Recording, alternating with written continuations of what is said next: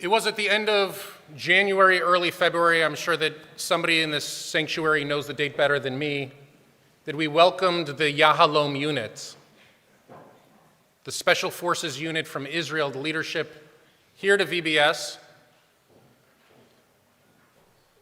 And they talked about their experiences fighting in the tunnels of Gaza. We made a commitment to support the Yahalom Foundation that helps support the children of Yahalom soldiers who have fallen in battle, help support the Yahalom soldiers that return to their families with PTSD, help support Yahalom soldiers who are in the field. We made a commitment to them and brought them before the congregation, and then were overwhelmed by the sense of generosity. When that evening we raised $65,000 and sent them to the Yahalom Foundation to become one of the largest supporters in North America. But what I want to talk about is that morning I had the privilege of having a late breakfast, early lunch with the head of the Yahalom Foundation, a former officer. And where do you take the head of an Israeli elite unit when they come to visit America? I asked if he wanted to taste Tel Aviv. As it turns out, they don't. They don't have any interest in tasting Israeli food while they're here in America. So sitting with him at lunch, the lunch began on such a strange note because it was in fact the morning that Hamas held this ceremony where the 3 Bibis coffins were returned. And at that point, we didn't yet know that the mother's body was not the body. We didn't know the deceit that was involved in the ceremony itself at that point. But I remember in that lunch, I'll never forget, I said to him, can you believe that they're holding these ceremonies and celebrating? Can you believe that they are sinking at this level, at this moment? And he said to me, of course I can believe. He said to me, what's unbelievable to me is that there are Jews, that there are people in the world who cannot believe.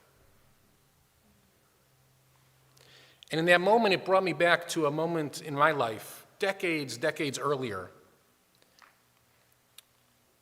I was a little boy, and I was at the Solomon Schechter Day School in Chicago. And there was to be a Yom HaShoah tekes, a Yom HaShoah ceremony.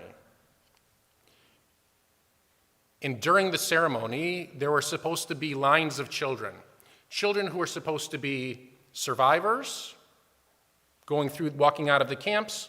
There was a line of children who were supposed to be the children of Israel being redeemed out of Egypt, a line of children that were escaping the Inquisition from Spain.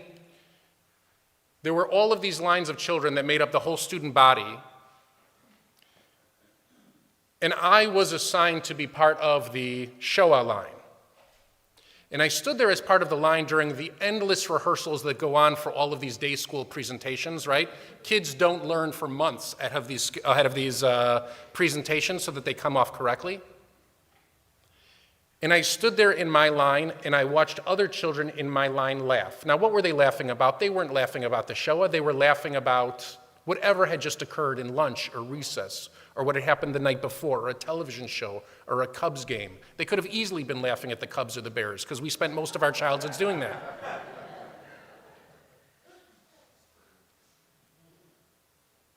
But I became incensed.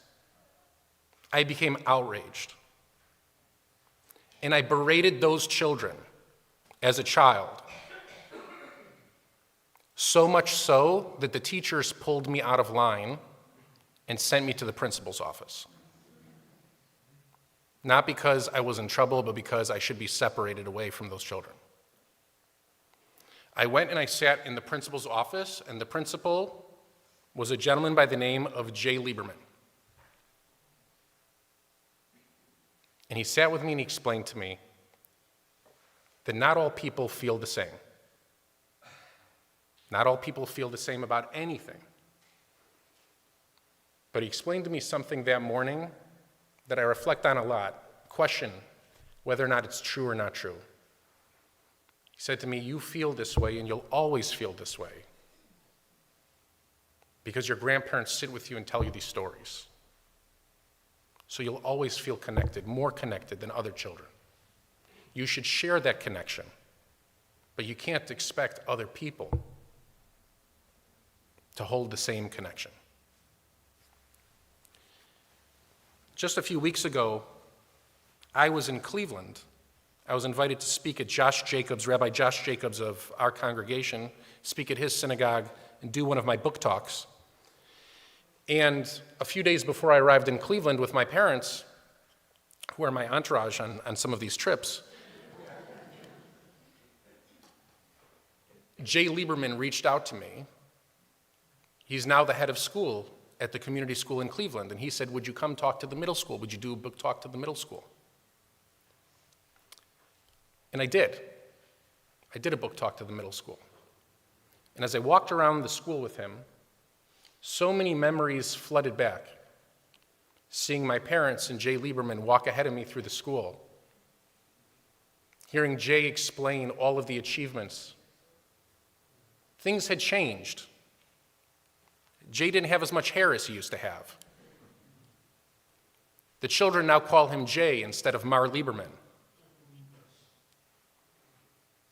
But he was essentially the same educator.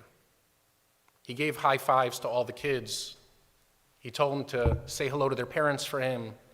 He made sure that they walked out of the school with their siblings together. I watched it all unfold like I had. This has been a tumultuous, tumultuous year. And in so many ways, I feel like many of us carry around the trauma of what's going on, and we all carry it at different levels. This year, there was the morning after the Yahalom event, an assembly here in our day school. It was one of the most anxiety-ridden assemblies because the administration, Dr. Kimberly Schwartz, Sarah Farkas, and so many others, Tamaraf, thought that we needed to talk to the kids about the return of those coffins, about the Bibas children. They asked me if I would speak to the children about it. And I said yes. And the reason that I knew how to speak to the kids about this topic was not only because I was raised in the house that I was, speaking with grandparents that I did, not only because my parents made the choice to send me to different institutions, but it's because I had connection to educators like Jay Lieberman. It's because I had seen Rabbi Feinstein speak to the kids in our day school before. It's because I stood on so many mornings in the back of the room watching Rabbi David Wolpe speak to my own children as they grew up. I stood before them and I talked to them not about the Bibas children. I spoke to them about the beauty of a tradition that won't allow us to run up to our room, turn off the lights, get into bed, and cover our heads with our blankets at moments when we most want to do it. I talked to them about a beauty of a tradition that says that when there's a death in our family, that's when we're called upon to be family the most. The beauty of a tradition that says that sometimes you wake up as a child and you see mommy and daddy crying in the kitchen. Or you see them watching an adult show like the news. They look so upset. And you know at that moment what they need most in the world and the kids all knew it was a hug. What the Torah and the rabbis understood is that at our saddest moments, we are meant to be together. In our happiest moments, we're meant to be together. And at every moment in between, when we're most likely to forget, there are teachers, rabbis, educators, whose job it is to remind us that we're meant to be together. People often ask me in the community why I travel back and forth to Israel. Why it is that I feel like I have to recharge there. It's because it teaches me a level of togetherness. In spite of our fractured Catholic Israel, as the famous chancellor of JTS used to call it, even in moments of fracture, you walk the streets of Jerusalem and you feel a different sort of togetherness, a kind that's difficult to feel anywhere else in the world. We search for ways to put into words how much people have meant to us. And so we declare our love for them by naming our most precious possessions after them. In the Ashkenazic tradition, after they pass; in the Sephardic tradition, when they're still living. In Judaism, we most often name our children after our grandparents, our parents, our great-grandparents. We try to create those links in the tradition so that they understand that they are the inheritors of an ancient wisdom. And that no matter how it is that their lives ended or that their lives were lived, it is the lessons, the ethics, the morality, the teachings, the love that we want to bestow on them as children. We express love in Judaism in two ways: by showing up and by speaking words. That's what we do all through the Siddur and all through our prayer service. That's why Jewish rabbis, educators, heads of school, we teach and we speak endlessly, because we want to remove all doubt that the lesson is learned. On April 7th, I read an article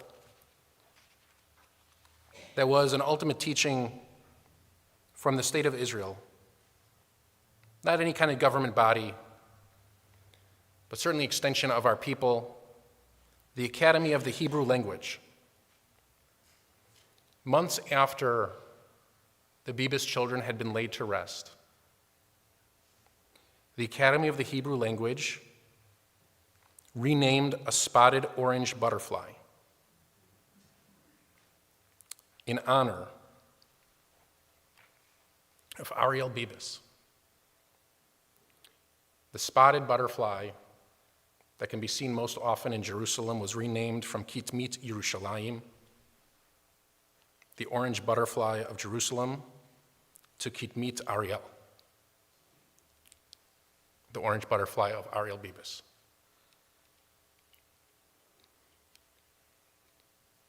There were children that walked out of that assembly that morning who said to me, "Rabbi,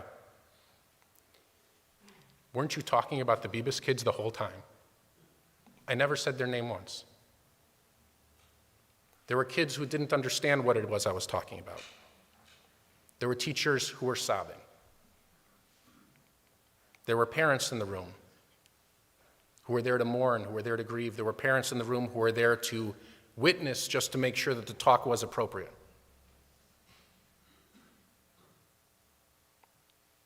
The lesson that morning is the same lesson as today. And that is, when we come together to cry as a people, we have to remember that Yizkor teaches us we should come together to cry as a people. When we come together to celebrate as a people, we come together to celebrate as a people. When somebody means so much to us, we rename parts of ourselves after them. We rename parts of the world after them. We change our language, we change our behavior, because people matter to us. We are a religion, we are a faith, we are a people, we are a tribe that has declared from the very beginning that more than anything, people matter. Those could be the loved ones that we're about to recite those prayers for. It could be the teachers who have steered us through life, who have taught us the power of language and the power of this tradition.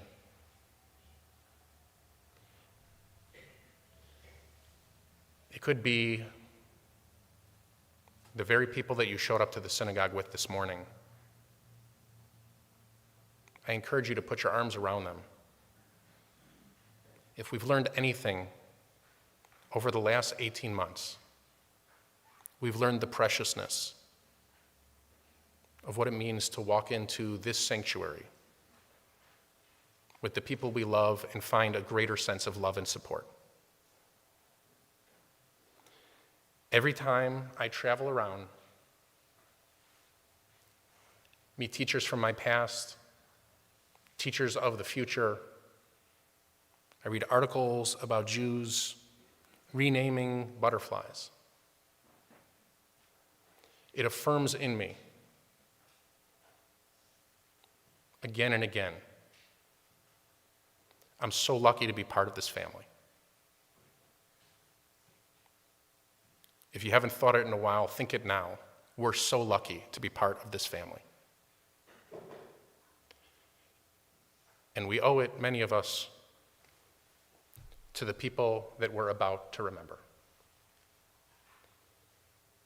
May this Yizkor service be a blessing for all of our loved ones.